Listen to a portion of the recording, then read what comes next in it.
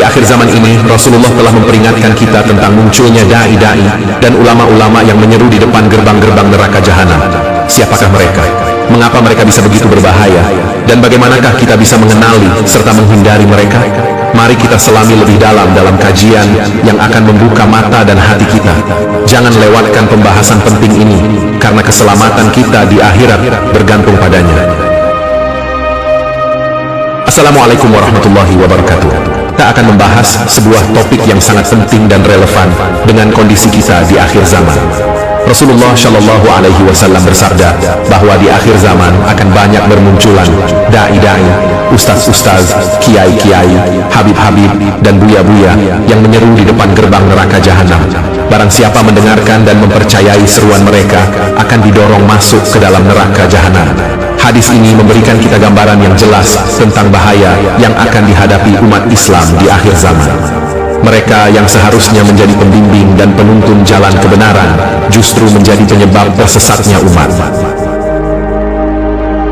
Mengikuti seruan mereka yang tidak berlandaskan Al-Quran dan Sunnah dapat membawa kita pada kehancuran.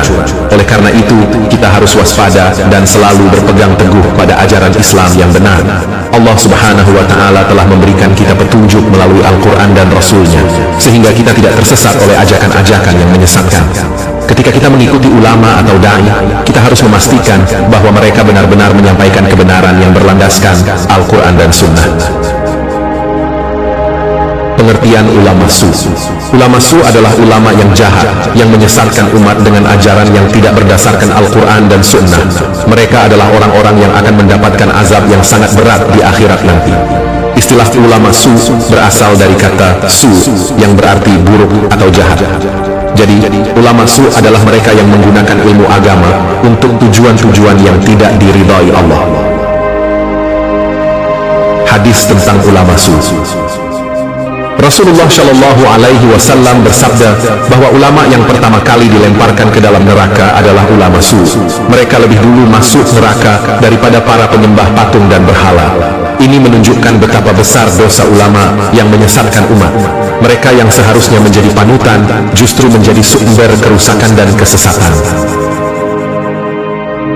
Terdapat kisah tentang seorang ulama yang ususnya terjulur keluar di dasar neraka jahanam.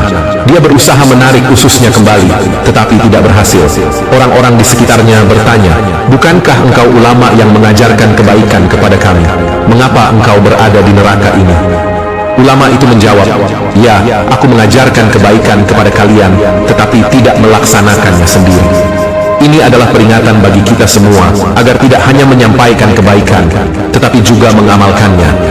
Dalam kehidupan sehari-hari, kita seringkali melihat orang-orang yang pandai berbicara tentang kebaikan dan agama, tetapi dalam praktiknya, mereka tidak melaksanakan apa yang mereka sampaikan. Inilah yang dimaksud dengan ulama su. Hadis tentang 73 golongan. Rasulullah Shallallahu Alaihi Wasallam bersabda bahwa umatnya akan terpecah menjadi 73 golongan. Dari jumlah tersebut, 72 golongan akan masuk neraka dan hanya satu golongan yang selamat. Golongan yang selamat ini adalah mereka yang berpegang teguh pada Al-Quran dan Sunnah.